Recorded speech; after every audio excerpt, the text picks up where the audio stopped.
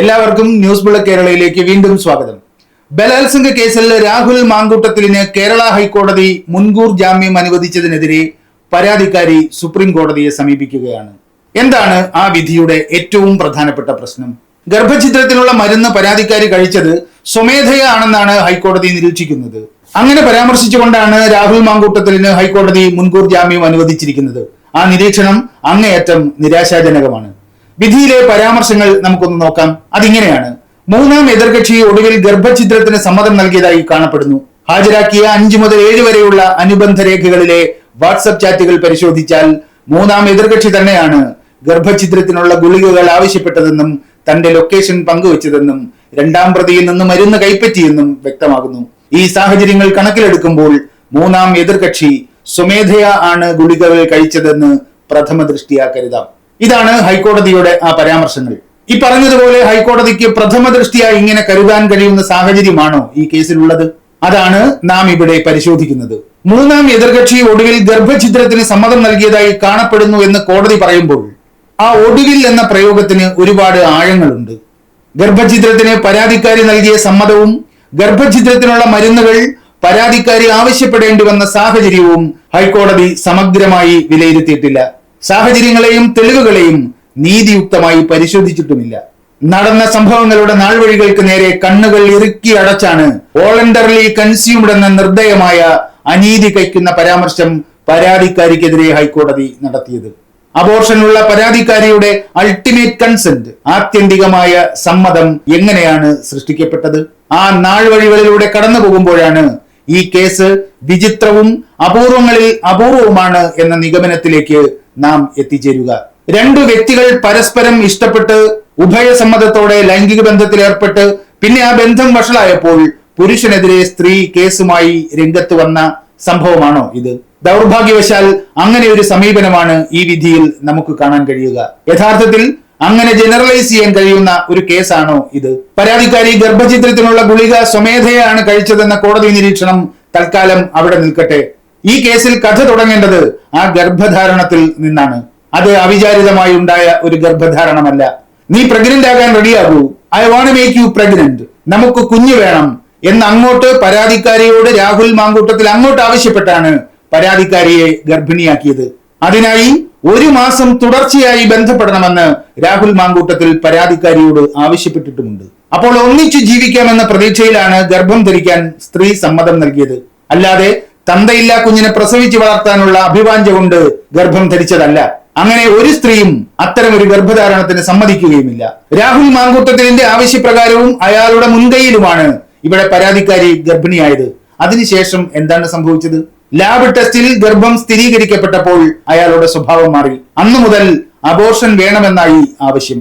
അതിന് പെൺകുട്ടി വിസമ്മതിച്ചപ്പോഴല്ലേ ഈ പ്രശ്നം ആരംഭിച്ചത്? ഗർഭഛിദ്രത്തിനുള്ള കൺസെന്റ് മാത്രമല്ല ഈ കേസിൽ യുവർ ഓണർ പരിഗണിക്കേണ്ടത്. ഗർഭിണിയാകാനുള്ള കൺസെന്റ് മുതലുള്ള സംഭവങ്ങൾ കണക്കിലെടുത്താലേ വിധി നീതിയുക്തമാകൂ. ഗർഭഛിദ്രം നടത്തണമെന്ന ആവശ്യം പെൺകുട്ടി ആദ്യം തന്നെ നിരസിക്കുകയാണ്. അതിനുശേഷം എന്താണ് അവൾക്ക് നേരെ ഉണ്ടായത്? വന്യമായ ലൈംഗികാതിക്രമം. ആ ആരോപണം നിസ്സാരമായി തള്ളേണ്ടതാണോ? ഈ ഹീനകൃത്യം നിർവഹിക്കുമ്പോൾ രാഹുൽ മാങ്കൂട്ടത്തിലിന്റെ ലക്ഷ്യം എന്തായിരുന്നു? ആ ഗർഭം അങ്ങനെ അലസിപ്പോകുന്നെങ്കിൽ പൊക്കോട്ടെ എന്ന് കരുതിയല്ലേ അയാൾ അങ്ങേയറ്റം വയലന്റ് ആയ ആ പ്രവൃത്തി ചെയ്തത്? അവിടെ മുതലല്ലേ ഈ ബന്ധം വഷളായത്? ഉഭയസമ്മതത്തോടെ ലൈംഗിക ബന്ധത്തിൽ ഏർപ്പെട്ടവർ തെറ്റിപ്പിരിഞ്ഞപ്പോൾ ഉണ്ടായ കേസല്ല ഇത്. ഉഭയസമ്മതത്തോടെ ഗർഭം ധരിക്കാൻ സമ്മതിച്ചതിന് ശേഷം ഉണ്ടായ പ്രശ്നമാണ്. രാഹുൽ മാങ്കൂട്ടത്തിലിനൊപ്പം ഒരു കുടുംബജീവിതം സ്വപ്നം കണ്ടാണ് അയാളിൽ നിന്ന് ഗർഭം ധരിക്കാൻ പെൺകുട്ടി സമ്മതിച്ചത്. ഗർഭാവസ്ഥയിലുള്ള കുഞ്ഞിന് കുഞ്ഞാറ്റൽ എന്ന പേരിട്ട് താലോലിക്കലും വാത്സല്യ പ്രകടനവും ഒക്കെ അഭിനയിച്ച് അവളുടെ വിശ്വാസം അങ്ങേയറ്റം ഉറപ്പിക്കാൻ രാഹുൽ മാങ്കൂട്ടത്തിൽ ശ്രമിച്ചതിന് കോടതിയുടെ മുമ്പിൽ തെളിവുകളുണ്ട്. എന്നിട്ടാണ് ആ കുഞ്ഞിനെ നശിപ്പിക്കാൻ അയാൾ മനുഷ്യത്വ വിരുദ്ധമായ മാർഗങ്ങൾ അവലംബിച്ചത്. അബോർഷന് സമ്മതിച്ചാൽ പെൺകുട്ടിക്ക് രാഹുൽ മാങ്കൂട്ടത്തിൽ മറ്റൊരു വാഗ്ദാനം നൽകിയിരുന്നു അത്രേ. അതിതാണ്: ഇപ്പോൾ അബോർഷൻ ചെയ്യുക, 3 മാസം റെസ്റ്റ് എടുക്കുക, എന്നിട്ട് അടുത്ത കുട്ടിക്ക് വേണ്ടി ഫ്രഷായി നമുക്ക് വീണ്ടും ശ്രമിക്കാം എന്ന്. എന്തൊരു വിചിത്രമായ മനുഷ്യൻ! കുഞ്ഞു വേണമെന്നാവശ്യപ്പെട്ട് നിരന്തരം ബന്ധപ്പെടുക, അങ്ങനെ ഉണ്ടായ ഗർഭം അലസിപ്പിക്കുക, പിന്നെ റെസ്റ്റ് എടുക്കുക, പിന്നെ അടുത്ത കുട്ടി ഉണ്ടാകാനുള്ള ശ്രമം, ഫ്രഷായി വീണ്ടും തുടങ്ങുക. ഇങ്ങനെയൊക്കെ പറയുന്നവൻ മനുഷ്യനാണോ എന്ന സംശയമല്ലേ ഇതൊക്കെ കേൾക്കുമ്പോൾ ആർക്കും ഉണ്ടാവുക? ഇവിടെ കാര്യം വ്യക്തമാണ്. രാഹുൽ മാങ്കൂട്ടത്തിനൊപ്പം ഒന്നിച്ചൊരു ജീവിതം പ്രതീക്ഷിച്ചു തന്നെയാണ് അയാളിൽ നിന്ന് ഗർഭം ധരിക്കാൻ പെൺകുട്ടി കൺസെന്റ് നൽകിയത്. അതിന് ലോകാവസാനം വരെ നിലനിൽക്കുന്ന ഡിജിറ്റൽ തെളിവുകൾ കോടതിക്കും പൊതുസമൂഹത്തിനും മുന്നിലുണ്ട്. ഏറ്റവും പ്രസക്തമായ ഈ വസ്തുത നിലനിൽക്കുകയാണ്. അവിടെ നിന്നാണ് ഗർഭഛിദ്രത്തിനുള്ള മരുന്ന് ഹൈക്കോടതി വിധിയിൽ നിരീക്ഷിക്കും പോലെ സ്വമേധയാ പരാതിക്കാരിക്ക് എങ്ങനെ കഴിക്കേണ്ടി വന്നു എന്ന് പരിശോധിക്കേണ്ടത്. ഇനി നമുക്ക് ആ ഗർഭഛിദ്രത്തിലേക്ക് എത്തിയ നാൾവഴികൾ പരിശോധിക്കാം. ആദ്യം ഒരു ശബ്ദരേഖയാണ്, ഒരുപാട് പേർ കേട്ട ശബ്ദരേഖയാണ്. ഒരിക്കൽ കൂടി ഞങ്ങളത് കേൾപ്പിക്കുന്നു. ഹെഡ്സെറ്റ് വെച്ച് കേൾക്കണം. തെറികളൊന്നും മ്യൂട്ട് ചെയ്തിട്ടില്ല. മ്യൂട്ട് ചെയ്യാത്തതിന് കാരണമുണ്ട്. ഹാഷ്മിയും 24 ന്യൂസും വെളുപ്പിച്ചെടുക്കാൻ നോക്കിയ രാഹുൽ മാങ്കൂട്ടത്തിൽ എത്തരക്കാരനായിരുന്നുവെന്ന് ചരിത്രത്തിൽ ആവർത്തിച്ച് അടയാളപ്പെടുത്തിക്കൊണ്ടേയിരിക്കണം. അതുകൊണ്ടാണ് ഞങ്ങൾ അയാളുടെ തെറിവിളി മ്യൂട്ട് ചെയ്യാതെ ഈ വീഡിയോയിൽ ഉൾപ്പെടുത്തിയിരിക്കുന്നത്. എടോ, ഞാൻ തന്നോട് വീണ്ടും വീണ്ടും പറഞ്ഞു കഴിഞ്ഞു തന്നെ ഇത് എഫക്ട് ചെയ്യാൻ പോകുന്നില്ല. പിന്നെ താനെന്തിനാണ് പറയുന്നത്? അത് ഞാൻ നോക്കിക്കോളാം. തനിക്ക് ബുദ്ധിമുട്ടുണ്ടാവാതെ നോക്കാന്ന് പറഞ്ഞല്ലോ. അത് ഞാനൊന്ന് ആലോചിക്കട്ടെ എന്ന്. അങ്ങനെ പറ്റത്തില്ല. എനിക്ക് മാനേജ് ചെയ്യാൻ പറ്റും, എന്തായാലും പറ്റും. അതെ, അനാവശ്യം പറഞ്ഞുണ്ടല്ലോ. അത് ഞാൻ മാനേജ് ചെയ്തോളാം. അത് ഞാൻ മാനേജ് ചെയ്തോളാം പറഞ്ഞല്ലോ. ഞാൻ മാനേജ് ചെയ്തോളാം. അത് ഞാൻ എന്റെ ഫ്രണ്ട്സിനോടൊന്ന് ആലോചിക്കട്ടെ. അതെ, മര്യാദക്ക് സംസാരിക്കണോ? എന്താന്ന്? അത് കുഴപ്പമില്ല, ഞാൻ അനുഭവിച്ചോളാം. താൻ ഇത്രയും വൃത്തിയായിട്ട് രീതിയിൽ എന്നോട് സംസാരിക്കേണ്ട ആവശ്യമില്ല. ഓ, അങ്ങനെയാണ്. അപ്പൊ താൻ തന്റെ കാര്യം മാത്രം നോക്കുന്ന ഒരാളിന് ഞാൻ എന്തിനാ കൺസേൺ ആക്കണം? ഈ വിഷയത്തിനകത്ത് ഒരുമിച്ചല്ലാത്ത തീരുമാനത്തിലല്ല എന്റെ കാര്യമല്ലാതെ പിന്നെ ഒരുമിച്ചുള്ള തീരുമാനങ്ങൾ രണ്ടുപേർക്കും കൂടെ നോക്കാം. ഇത് ഞാൻ ഒറ്റയ്ക്കുണ്ടാക്കി എടുത്തതല്ല കേട്ടോ. 70% റെസ്പോൺസിബിലിറ്റി തനിക്കാണ്. മര്യാദ സംസാരിക്കേ കേട്ടോ. എനിക്ക് തന്റെ അത്ര തരംതാഴാൻ പറ്റത്തില്ല.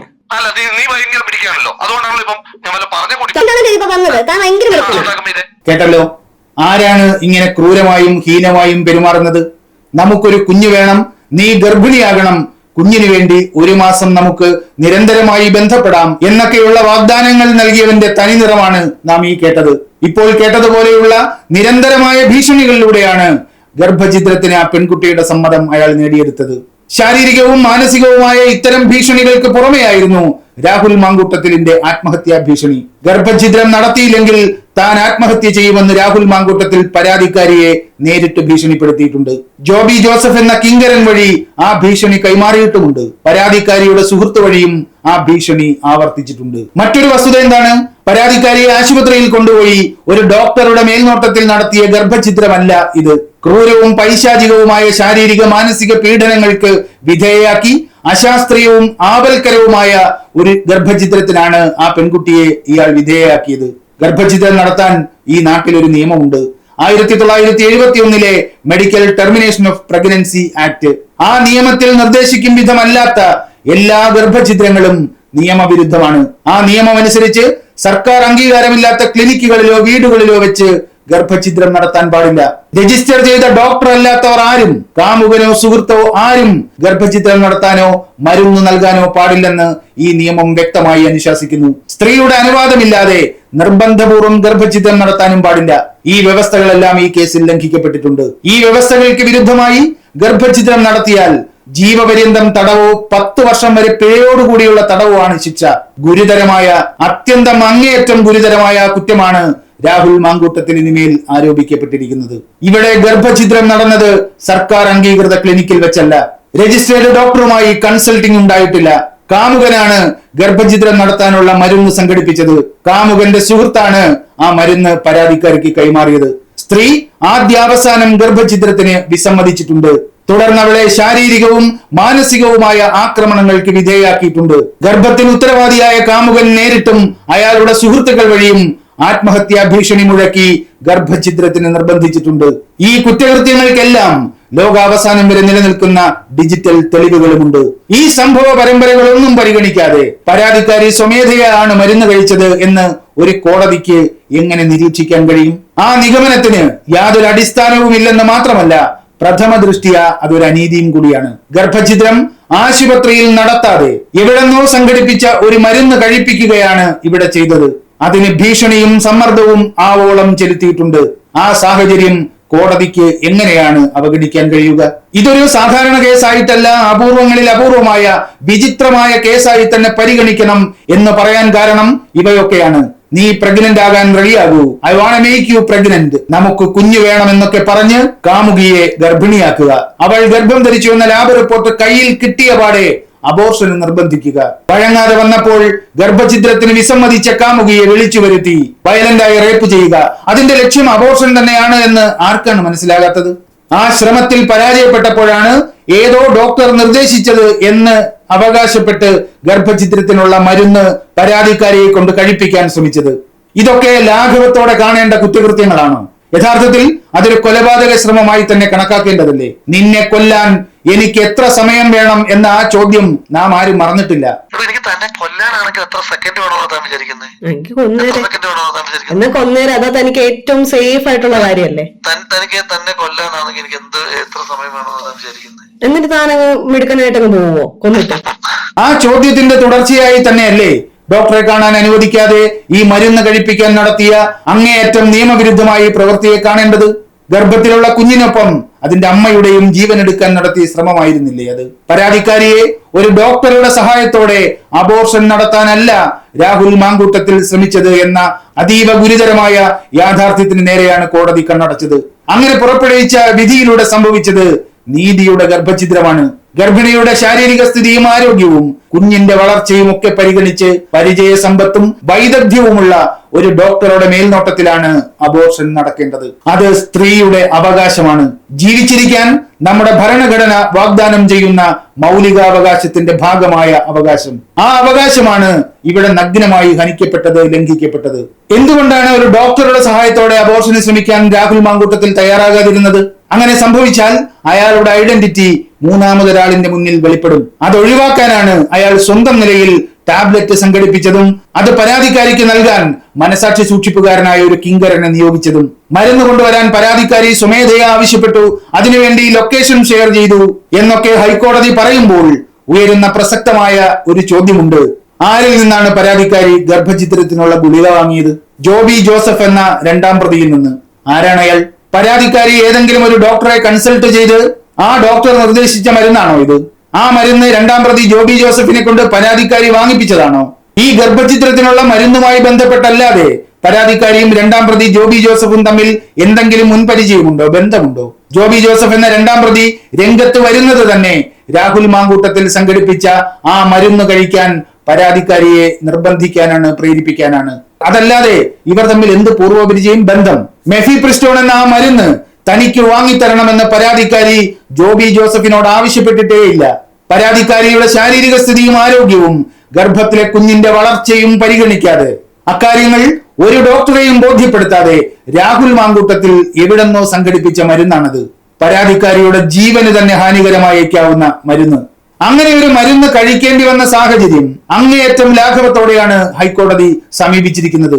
ജോബി ജോസഫ് ഗുളികയുമായി പരാതിക്കാരിയെ ആദ്യം സമീപിച്ചിരുന്നു. അപ്പോൾ പരാതിക്കാരി അതിന് വഴങ്ങിയില്ല, സമ്മതിച്ചില്ല എന്നവർ കോടതിയെ ധരിപ്പിച്ചിട്ടുണ്ട്. ഗുളിക കഴിക്കാൻ വിസമ്മതിച്ചപ്പോൾ എന്താണ് പരാതിക്കാരിയോട് പറഞ്ഞതെന്നും കോടതിയുടെ മുന്നിലുണ്ട്. രാഹുൽ മാങ്കൂട്ടത്തിൽ ആത്മഹത്യ ചെയ്യും, ആത്മഹത്യാക്കുറിപ്പിൽ പരാതിക്കാരിയുടെ പേരെഴുതി വെക്കും. പരാതിക്കാരി ചെയ്യുന്നത് അങ്ങേയറ്റം തെറ്റാണ്. ഭാവി വാഗ്ദാനമായ 35-കാരനായ MLA-യുടെ ജീവിതത്തെക്കാൾ ഉപരി ഭ്രൂണത്തിന്റെ ജീവന് അവിഹിതമായ മുൻഗണന നൽകുന്നു എന്നൊക്കെ കുറ്റപ്പെടുത്തിയാണ് ജോബി ജോസഫ് ആ ഗർഭം അലസിപ്പിക്കാനുള്ള മരുന്ന് കഴിക്കാൻ പരാതിക്കാരിയെ നിർബന്ധിച്ചത്.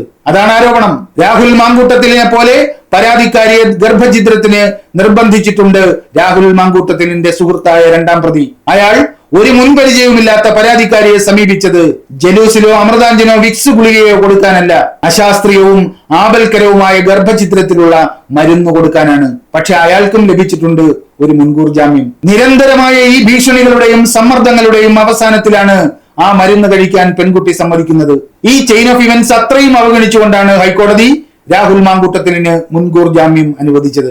ആർക്കെങ്കിലും ഊഹിക്കാനാവുന്ന ഒരു മാനസിക സമ്മർദ്ദമാണോ ഈ കേസിലെ പരാതിക്കാരി അനുഭവിച്ചത്? കുഞ്ഞിനെ നശിപ്പിച്ചില്ലെങ്കിൽ ആത്മഹത്യ ചെയ്യുമെന്ന് ഭീഷണിപ്പെടുത്തുന്ന കാമുകൻ. ആ ഭീഷണിയെ അവഗണിക്കാനുള്ള മനക്കെട്ടി എത്ര പെൺകുട്ടികൾക്കുണ്ടാകും? കുഞ്ഞു ജനിച്ചാൽ പിതാവ് ജീവനെടുക്കും, പിതാവ് ജീവിച്ചിരിക്കണമെങ്കിൽ കുട്ടി ഇല്ലാതാകണം. ആ ഭീഷണി വകവയ്ക്കാതെ കുട്ടിയെ പ്രസവിക്കുകയും കാമുകൻ ജീവനെടുക്കുകയും ചെയ്താലോ? വളർന്നു വരുമ്പോൾ കുട്ടിയോട് എന്ത് സമാധാനം പറയും? ഈ ചിന്തകളിലൂടെയൊക്കെയാണ് അവർ കടന്നുപോയിട്ടുണ്ടാവുക. ആ മാനസിക സംഘർഷങ്ങൾക്കൊടുവിലാണ് ടാബ്ലറ്റ് കഴിക്കാമെന്ന തീരുമാനത്തിൽ അവരെത്തിച്ചേർന്നത്. ആ തീരുമാനത്തിലേക്ക് അവരെ എത്തിക്കാൻ രാഹുൽ മാങ്കൂട്ടത്തിൽ നടത്തിയ ശാരീരികവും മാനസികവുമായ പീഡനങ്ങളും സമ്മർദ്ദങ്ങളും ഒന്നും പരിഗണിക്കാതെ എത്ര നിസ്സാരമായിട്ടാണ് പരാതിക്കാരി സ്വമേധയാ ഈ ഗുളിക കഴിച്ചുവെന്ന നിർദ്ദയവും യാന്ത്രികവും അനീതിയുടെ കയ്പു നിറഞ്ഞതുമായ നിരീക്ഷണം ഹൈക്കോടതിയിൽ നിന്നുണ്ടായത്. ഡോക്ടറുടെ സഹായത്തോടെ അല്ല ഈ ഗർഭഛിദ്രം നടന്നതെന്ന അങ്ങേയറ്റം ഗുരുതരമായ യാഥാർത്ഥ്യം എങ്ങനെയാണ് ഒരു കോടതിക്ക് അവഗണിക്കാൻ കഴിയുക? ഇനി പരാതിക്കാരിയുടെ അന്തസ്സും വ്യക്തിത്വവും ജ്വലിക്കുന്ന മറ്റൊരു ഉദാഹരണം കൂടി ചൂണ്ടിക്കാണിക്കാം. ഒരിക്കൽ പോലും ഈ ഗർഭത്തിന്റെ പേര് പറഞ്ഞ് പരാതിക്കാരി രാഹുൽ മാങ്കൂട്ടത്തിലിനെ ബ്ലാക്ക്മെയിൽ ചെയ്യാൻ ശ്രമിക്കുന്നേയില്ല. ഒരുമിച്ച് ജീവിക്കുക എന്ന സ്വപ്നം എന്നേക്കുമായി തകർന്നിട്ടും ഒരു രൂപ പോലും അയാളിൽ നിന്ന് ആവശ്യപ്പെടുന്നില്ല. ഗർഭഛിദ്രം നടത്താനോ രാഹുൽ മാങ്കൂട്ടത്തിലിന്റെ പേര് പുറത്തു പറയാതിരിക്കാനോ മറ്റെന്തെങ്കിലും പ്രതിഫലം ചോദിക്കുന്നില്ല. അവർ ആകെ ആവശ്യപ്പെട്ടത് ഗർഭത്തിലുള്ള കുട്ടിയെ ജനിക്കാൻ അനുവദിക്കണമെന്നും തങ്ങളെ സ്വസ്ഥമായി ജീവിക്കാൻ അനുവദിക്കണമെന്നുമാണ്. ആ ആവശ്യത്തെയാണ് അയാൾ ക്രൂരമായി നിർദ്ദയമായി ചവിട്ടിയരച്ചത്. ഇതൊന്നും പരിഗണിക്കാതെയാണ് ഹൈക്കോടതി രാഹുൽ മാങ്കൂട്ടത്തിലിന് മുൻകൂർ ജാമ്യം നൽകുന്ന വിധിയിൽ പരാതിക്കാരി ഗർഭഛിദ്രത്തിനുള്ള മരുന്ന് കഴിച്ചത് സ്വമേധയാ ആണ് എന്ന പരാമർശം നടത്തിയിരിക്കുന്നത്. ആ പരാമർശം നിലനിൽക്കുന്നത് നമ്മുടെ നീതിന്യായ സംവിധാനത്തിന് അപമാനമാണ്. അത് തിരുത്തപ്പെടുമെന്ന് നമുക്ക് ആശിക്കാം. അങ്ങേയറ്റം ഗൗരവമുള്ള മറ്റൊരു കാര്യം കൂടി ഇവിടെ സൂചിപ്പിക്കാനുണ്ട്. അത് ഈ കെണിയിൽപ്പെട്ട പെൺകുട്ടിയുടെ ഇനിയുള്ള ജീവിതത്തെ കുറിച്ചാണ്. ഈ കേസും നീതിക്ക് വേണ്ടി അവർ നടത്തുന്ന പോരാട്ടവും അറിഞ്ഞിടത്തോളം ആ കുട്ടിയുടെ ഇനിയുള്ള ജീവിതം അങ്ങേയറ്റം ദുരിതപൂർണമാക്കിയിരിക്കുകയാണ്. അനുനിമിഷം ആളുന്ന തീയായി ജീവിക്കുകയാണ് ആ കുട്ടി. അവർക്ക് ഒരു ജോലി കൊടുക്കാൻ ഏതെങ്കിലും ഒരു മാധ്യമ സ്ഥാപനം തയ്യാറാകണം എന്ന് ന്യൂസ് ബുള്ളറ്റ് കേരള അഭ്യർത്ഥിക്കുന്നു. ധാരാളം അവസരങ്ങൾ വിഷ്വൽ മീഡിയയിൽ ഇപ്പോൾ വരുന്നുണ്ട്. നിലവിലുള്ള ചാനലുകളിലും പുതുതായി തുടങ്ങുന്ന ചാനലിലും ഇഷ്ടം പോലെ വേക്കൻസികളുണ്ട്. അതിലൊരെണ്ണം ഈ കുട്ടിക്ക് കൊടുക്കാൻ ഏതെങ്കിലും ഒരു സ്ഥാപനത്തിന്റെ മാനേജ്മെന്റ് ഹൃദയവിശാലത കാണിക്കണം. 100% അതിജീവിതമാർക്കൊപ്പമാണെന്ന പ്രസ്താവനകൾ ഉപരിപ്ലവമല്ലെന്ന് ഈ സമൂഹത്തെ ബോധ്യപ്പെടുത്താൻ ആ കുട്ടിക്ക് ഏതെങ്കിലും ഒരു മാധ്യമ സ്ഥാപനം ജോലി കൊടുക്കാൻ മുന്നോട്ട് വരുമെന്ന ശുഭപ്രതീക്ഷ പങ്കുവെച്ചുകൊണ്ട് അടുത്ത വീഡിയോയുമായി വീണ്ടും കാണാം. നന്ദി, നല്ല നമസ്കാരം.